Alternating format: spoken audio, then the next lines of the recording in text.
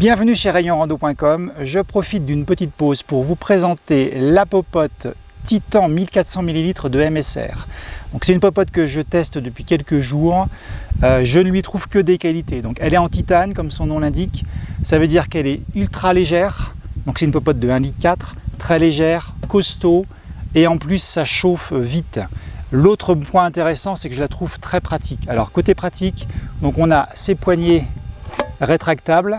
Elles sont enrobées de silicone, donc la prise en main est très bonne et on ne se brûle pas même quand la popote est chaude.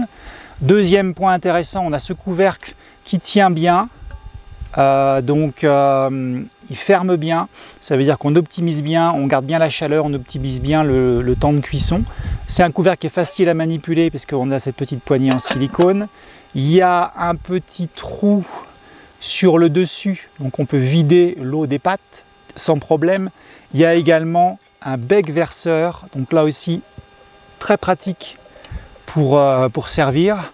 Et enfin, bon, je pense que vous ne le verrez pas, mais à l'intérieur on a des gradations 400, 600, 800 et 1 litre qui permettent là aussi de bien doser l'eau. Et donc à l'usage, moi j'ai trouvé que ça chauffait très vite, sachant que j'utilisais qu'un tout petit réchaud, un Fire Midge, et donc avec une flamme assez étroite.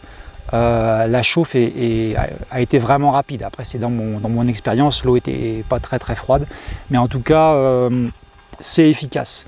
Donc je trouve que c'est une popote qui est très pratique et efficace à l'usage.